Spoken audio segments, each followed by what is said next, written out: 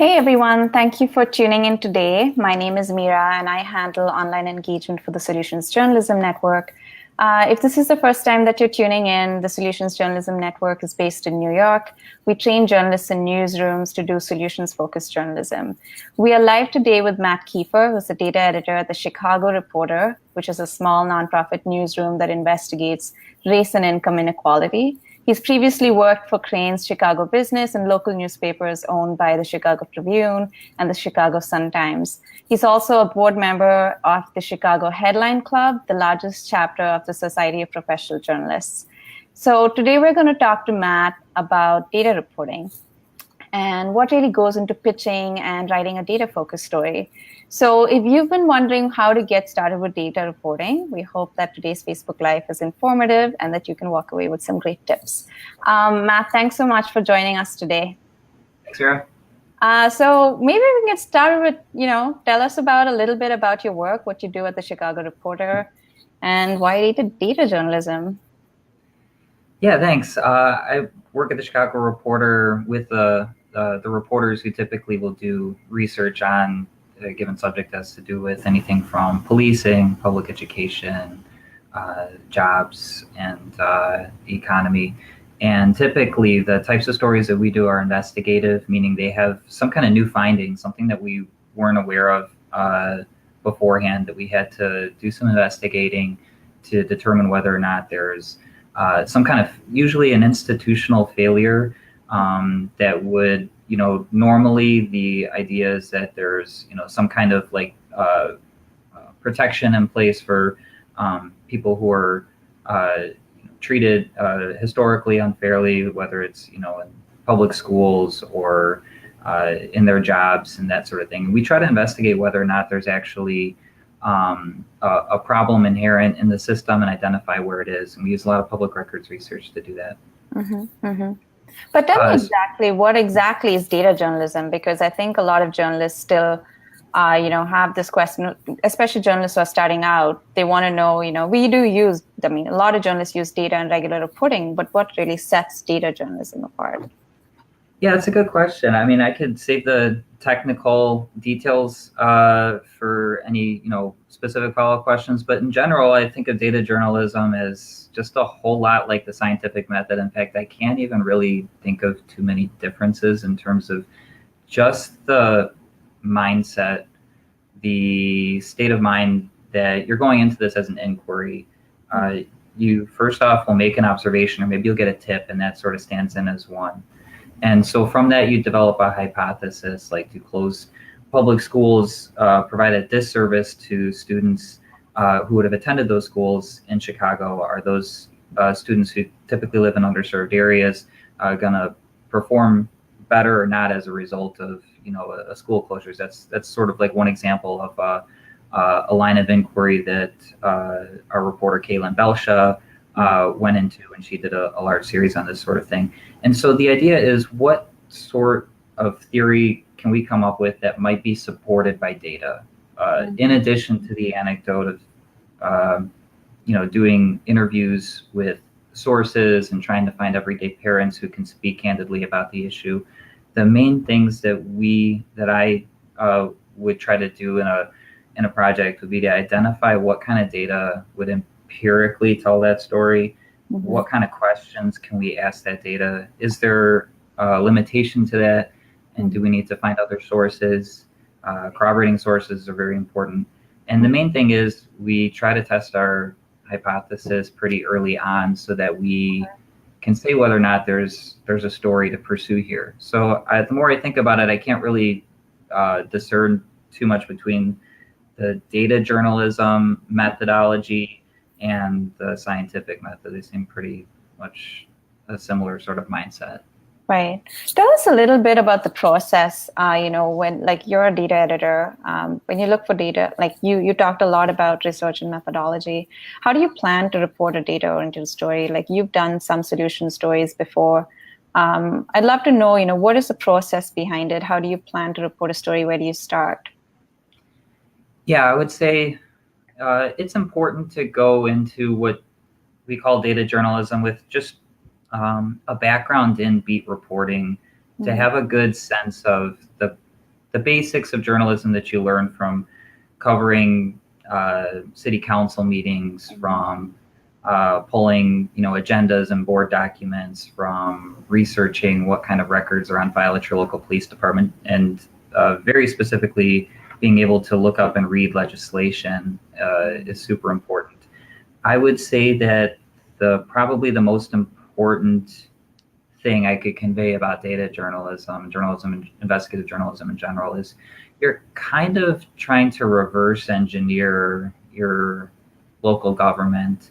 You're trying to find out how things are supposed to work, and often enough in investigative journalism where they failed, where the breakdown was.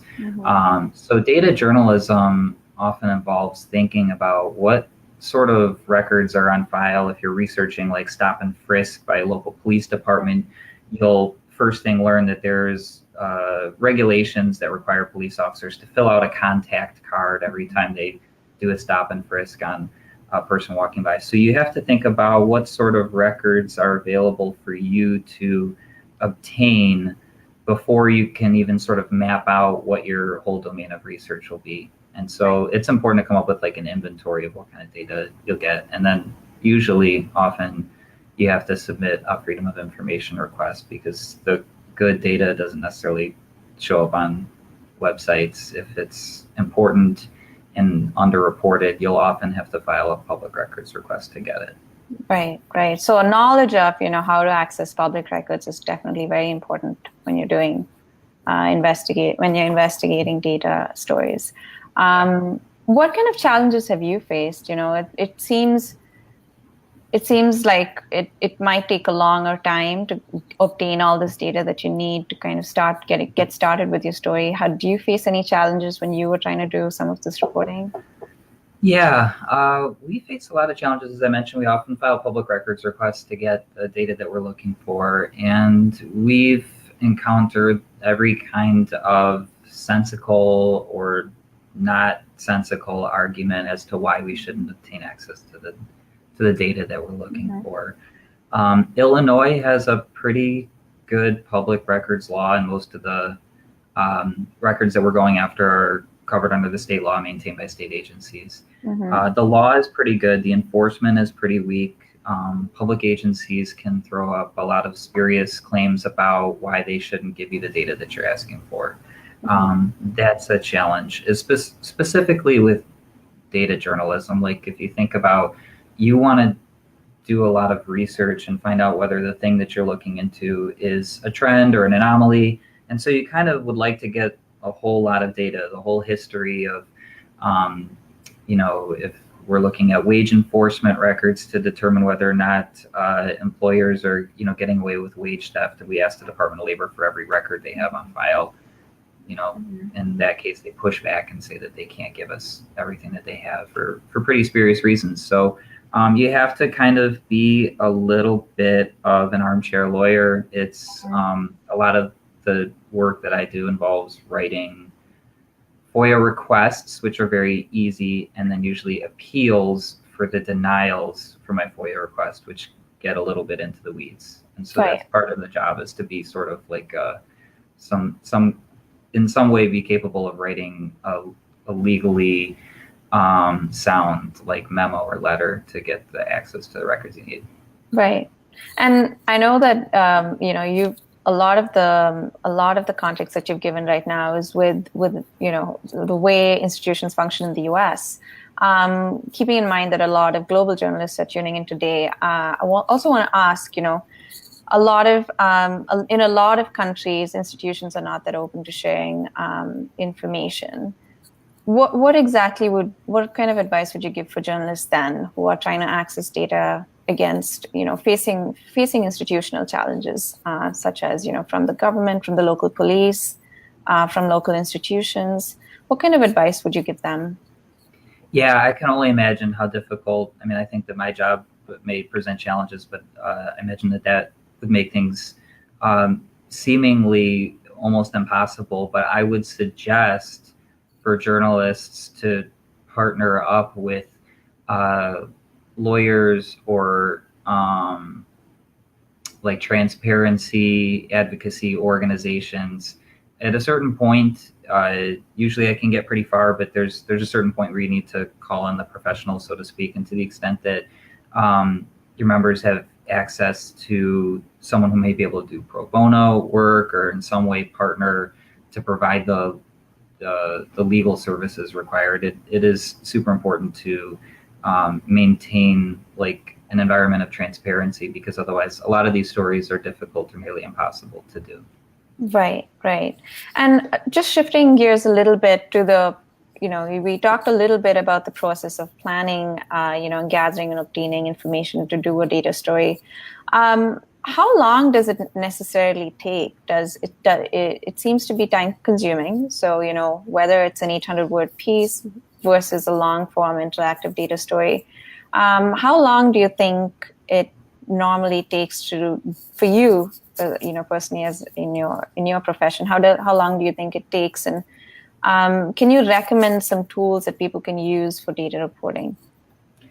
Yeah, as far as how long things take with a medium form investigative story that might have like an interactive element, we typically like bank on it taking about 100 days. The first 30 days you just have to write off as a Freedom of Information request if you have to do that. It takes at least that long just to get data. It could take longer if there's a denial. The next period of time would involve like the reporting and the research that goes sort of side by side. A reporter will do interviews and write the story. I might crunch the numbers and deliver like a memo that summarizes the findings. And then finally, there's always things that have to kind of get buttoned up that final month. You have to bulletproof the data. It's very important. There's all kinds of useful tip sheets out there. I would suggest looking at IRE NICAR to look into like how to bulletproof your data story.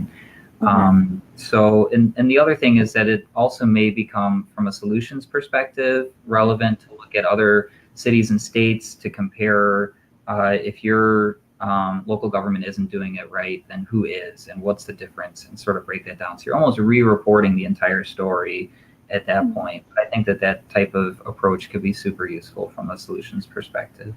Right. And then as far as tools go, every reporter, I think, is probably at least passing has a passing familiarity with spreadsheets, and I would suggest that that's a good place to start. Personally, I think that there's a certain point where you kind of need a relational database if you're going to look at complicated data, or if you're going to try to like draw correlations between, let's say, like income and certain types of outcomes. Are there certain types of like vulnerable populations based on the phenomenon that you're researching? So you want to be able to kind of relate different things. And so I would suggest looking into relational databases, like it's known as SQL or Access. So those are a couple of good places to start. Right. Well, that's great to know. And would you know if there are websites where reporters can go perhaps do an online course? Do you have any recommendations for quick courses, or where people can learn skills online to get started with their data reporting work? Yeah, I would suggest looking at IRE NICAR and taking a look at becoming a member, because there's a lot of tip sheets that are based on the journalism that people do, and then they can learn what kind of tools were necessary to execute it. I would say, as far as that point, once you know what you want to learn and you are going to go for it, I would suggest getting a library card and just read books, because there's just something to be said for teaching yourself what you want to learn, and to the extent that you can just check out a few books that would help you incrementally move along the way over the course of time, months and years, that'll definitely add up and be very helpful. Right. We have one question coming in from Facebook. I'm just going to read it out here. Do you have any advice for freelancers who might not have the institutional support to seek a Freedom of Information request? And could you recommend any sources of data that are completely accessible online?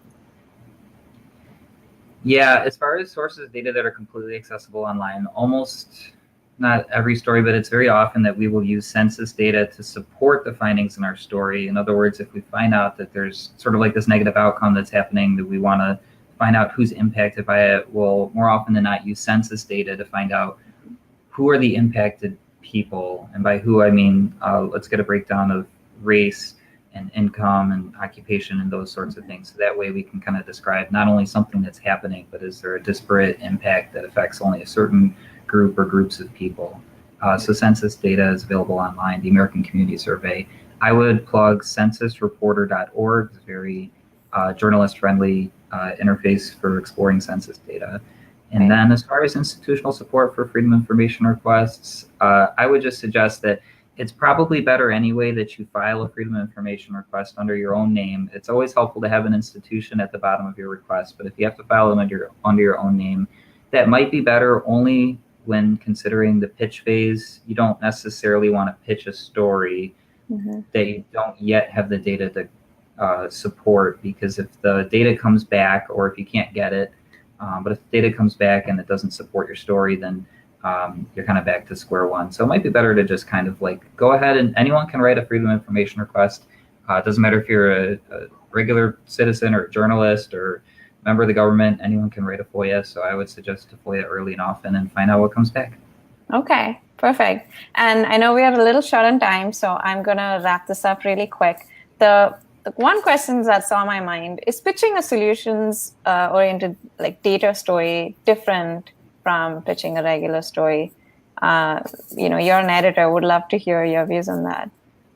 Yeah, I would say it goes back to bring data. Like when you pitch a story, you can pitch a story based on a tip you received, but I think you'll probably have more success with your editor if you have at least one preliminary data set that might support your claim that there's an issue and that it affects a certain group of people, and that there may be another, usually like city or state, that is regulating this issue better, doing something more proactively to address this issue. It's there's a lot of experimentation kind of going on in government and civics, and so it's useful to find out if your community that you're covering isn't doing things so well, to find out someone who is, and start your research from there, doing your comparing and contrasting.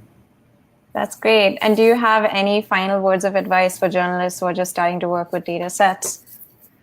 Yeah, just to be patient and have fun with it. Find a story that really requires you to get hands-on, and use the story as a guide to kind of level up your technical skills. And every project you work on, try to find one little thing that you haven't done before on that project and do it. And over time, you'll build up a repertoire.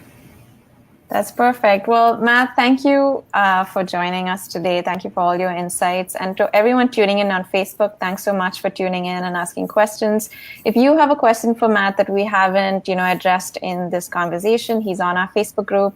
And please go check out chicagoreporter.com for more of his reportage. His Twitter handle is at Matt, M-A-T-T _Kiefer, Kiefer. So go ahead and follow him to stay updated on Matt's work.